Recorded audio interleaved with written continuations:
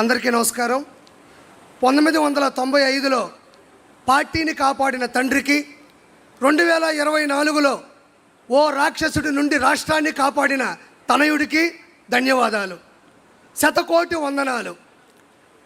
ప్రత్యర్థులు చేసే తప్పుడు ప్రచారాలని, తప్పుడు ప్రసారాలని, తప్పుడు ఆరోపణలని, మార్ఫింగ్ వీడియోలని ఎప్పటికప్పుడు సాక్ష్యాధారాలతో తిప్పికొడుతూ వాస్తవాల్ని ప్రపంచంలోని జనాల ముందు నిలబెడుతున్న తెలుగుదేశం సోషల్ మీడియా గురించి ఈరోజు మనం మాట్లాడుకోవాలి. బాబు గారిని ఆదరించేవాళ్ళు, బాబు గారిని అభిమానించేవాళ్ళు, బాబు గారి విజన్ని ఆరాధించేవాళ్ళు, ఆయన ద్వారా లబ్ధి పొందిన వాళ్ళు ఈరోజు లక్షలాది మంది స్వచ్ఛందంగా సోషల్ మీడియా నిర్వహిస్తున్నారు. ఒక్క రూపాయి కూడా తీసుకోకుండా తెలుగుదేశం పార్టీలో చాలామంది సోషల్ మీడియా నిర్వహిస్తున్నారు. వాళ్ళు వాళ్ళ పని చేసుకుంటూనే ప్రత్యేకమైన సమయాన్ని కేటాయించుకుంటూ దినచర్యలో భాగంగా కొంతమంది అయితే మాకు ఒక్క రూపాయి కూడా వాళ్ళు ఇవ్వక్కర్లేదు, బాబు గారి ద్వారా 2 లక్షల రూపాయలు నేను ఈరోజు వర్క్ ఫ్రమ్ హోమ్ ద్వారా సంపాదించుకుంటున్నాను, ఆయన చేసిన మంచి వల్ల నేను బాగుపడ్డాను, నా మాట ఈ ప్రపంచానికి మంచిగా వెళ్ళాలి అని చెప్పుకునే వాళ్ళు ఎంతమందో చాలామంది ఉన్నారు. ఈరోజు ఇంకా చెప్పుదలుచుకుంటే సోషల్ మీడియాలో వైఎస్ఆర్సీపీ చేస్తున్నది ఉద్యోగం, సోషల్ మీడియాలో తెలుగుదేశం పార్టీ చేస్తున్నది ఉద్యమం, స్వచ్ఛంద స్వాతంత్ర్య ఉద్యమం. స్వేచ్ఛగా చేస్తున్నారని మరోసారి మీకు నేను చెప్తున్నాను. వాళ్ళు విచ్చలవిడిగా ప్రసంగాలు చేసినా, అతను ప్రసంగం మాట్లాడినా, సోషల్ మీడియాలో దారుణాతి దారుణమైన పోస్టులు పెట్టినా, ప్రెస్ మీట్లు పెట్టినా, బూతులు మాట్లాడినా, అవమానించినా ఏ ఒక్కరూ మన వాళ్ళు సంయమనం పాటిస్తున్నారు తప్ప తిరిగి ఆ విధంగా ప్రవర్తించట్లేదు. దానికి ఉదాహరణ నేనే. నా భార్య ఓయోలో దొరికింది, ఏరే వాళ్ళతో ఉంది అని దుష్ప్రచారం చేసి ఆర్టికల్ను చిత్రీకరించి పెడితే నాకు కోపం వచ్చి మాట్లాడదాం అనుకున్నా. కానీ మా నాయకుడు వెనక నుంచి అటు కొట్టాడు. అది మనం చేయకూడదు, అది మన విషయం కాదు, మన పసుపు సైన్యంలో అది లేదు అంటే వెనక్కి తగ్గినటువంటి ఆలోచన నాది. ఇది ప్రత్యక్ష ఉదాహరణ. దీనితో పాటు గ్రామ స్థాయి నుండి, మండల స్థాయి నుండి, జిల్లా స్థాయి నుండి, రాష్ట్ర స్థాయి నుండి, ప్రపంచ స్థాయి వరకు కొన్ని కోట్ల మంది లక్షలాది వాట్సాప్ గ్రూపుల ద్వారా, స్టేటస్ల ద్వారా, యూట్యూబ్, ఫేస్బుక్, ఎక్స్, ఇన్స్టాగ్రామ్, సొంతంగా యూట్యూబ్ ఛానల్ ద్వారా సామాన్య ప్రజలకి సమంజసంగా విషయం వెళ్ళేటట్టు ప్రచారం చేస్తున్న ప్రతి ఒక్కరికి ధన్యవాదాలు. ఇక్కడ మనం ప్రముఖంగా చెప్పుకోవాలి. వాళ్ళు ఎలా విష ప్రచారాలు చేశారు అంటే, గూగుల్ డేటా సెంటర్ డేటాకి మైండ్ అప్లై చేస్తే అది గోడౌన్ తాళం వేసుకొని వెళ్ళిపోతారు.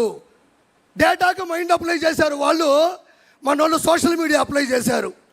తర్వాత ఆ రోజు రాత్రి అంతా దాగిపడుకున్నారు, అది వేరే విషయం. సింగయ్య గారిని వాళ్ళే చంపి, అతి కిరాతకంగా చంపి, వాడిని చంపింది, ఆ వ్యక్తిని చంపింది మన వాళ్ళని దోస్తే మన వాళ్ళు ఫుల్ వీడియోలో క్వాలిటీలో చూపించారు, వాళ్ళు ఫుల్గా దాగిపడుకున్నారు.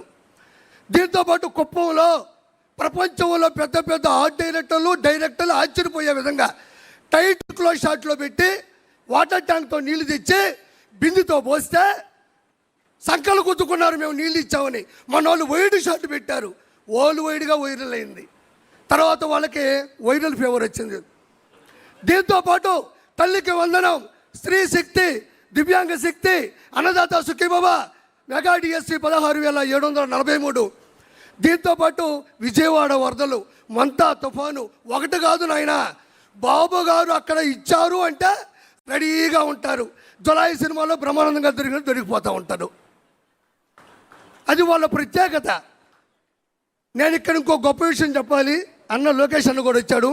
సార్, చాలామంది ఎన్నిసార్లు ఈ విషయం చెప్పారు నాకు తెలియదు, కానీ అప్పట్లోనే ప్యాన్ ఇండియా సినిమా ఒకే ఒక్కడు, ఆ ఒకే ఒక్కడు సినిమా తీసింది ఇన్స్పిరేషన్ నారా చంద్రబాబు నాయుడు గారు.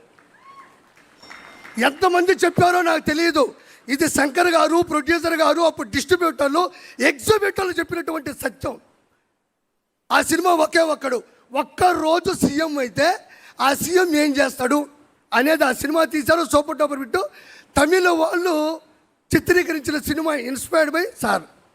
అయితే నేను ఎందుకు చెప్పానంటే, ఈరోజు నారా లోకేష్ గారు మేము సోషల్ మీడియా ద్వారా ప్రతి ఒక్క విషయాన్ని మేము తొక్కి తోస్తుంటే మేము చేస్తున్నాం సోషల్ మీడియా, కానీ అది పూర్తయితే ఆ ప్రక్రియ పైకి వెళ్తే చాలా ఆనందంగా ఉంటుంది.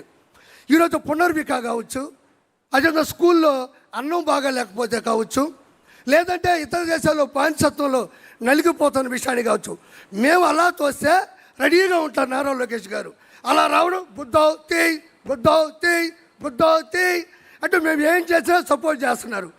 ఎందుకనంటే ఒక్క రోజులో సీఎం అయినటువంటి హీరో అర్జున్ గారు ఎలా చేశారో సేమ్ ఈరోజు నారా లోకేష్ గారు వచ్చినట్టు పరిష్కరించు వెళ్ళిపోతున్నారు. ప్రతి ఒక్క దగ్గర మొబైల్ ఉంది. బాబు గారు చేస్తున్న ప్రతి మంచిని బయటికి తీసుకెళ్ళి పూర్తి సమర్థవంతంగా 2029లో బాబు గారిని మళ్ళీ గెలిపించుకోవాలని మనస్ఫూర్తిగా కోరుకుంటూ థ్యాంక్ యూ సో మచ్. కిరా కార్పి గారికి ప్రత్యేక ధన్యవాదాలు. ఆయన ద్వారా మాట్లాడినటువంటి మాటల్లో సోషల్ మీడియా తాలూకా బాధ్యత మన కార్యకర్తల మీద, స్వచ్ఛందంగా పనిచేస్తున్నటువంటి వ్యక్తుల మీద ఏ రకంగా ఉంటుందనేది చాలా స్పష్టంగా తెలియజేయడం జరిగింది. క్షేత్రస్థాయిలో మన కార్యకర్తలు పనిచేసినప్పుడు శారీరకంగా ఎంత ఒత్తిడి ఫీల్ అవుతారో, మరి సోషల్ మీడియాలో పనిచేస్తున్నటువంటి కార్యకర్తలు కూడా మానసికంగా అంత ఒత్తిడికి గురవుతారనేది కూడా మనం గుర్తించాలి.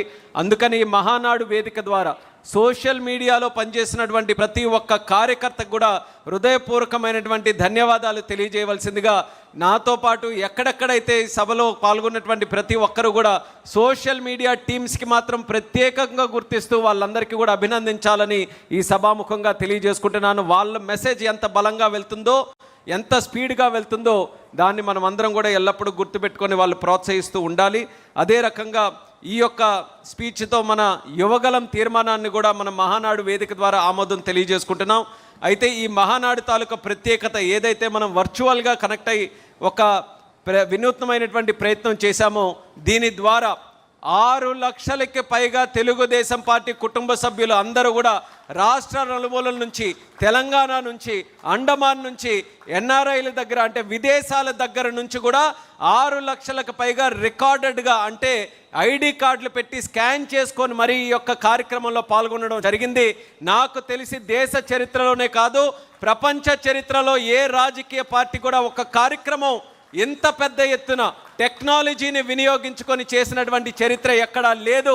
ఆ చరిత్ర రికార్డు కూడా మళ్ళీ మన అధినేత నారా చంద్రబాబు నాయుడు గారికే దక్కిందని గర్వంగా ఈ సభాముఖంగా తెలియజేసుకుంటూ, టెక్నాలజీని ఏ రకంగా వినియోగించుకోవాలి, అది సమాజంలోనైనా, అది వ్యవస్థల్లోనైనా, పార్టీలోనైనా, కామన్ మ్యాన్కి వినియోగించుకునే కార్యక్రమంలోనైనా అది దేశానికి ఆదర్శంగా ఈరోజు చంద్రబాబు నాయుడు గారు ముందుండి నడిపిస్తున్నారు. ఆయనకు కూడా ధన్యవాదాలు తెలియజేసుకుంటూ, తరువాత ప్రవేశపెట్టబోయే ఆఖరి తీర్మానం పేదల సేవలో ఈ యొక్క తీర్మానాన్ని నడిపించవలసిందిగా మరి శాసనసభ్యురాలు సోదరిమణి గల్లా మాధవి గారిని వేదిక మీదకు ఆహ్వానిస్తున్నాను.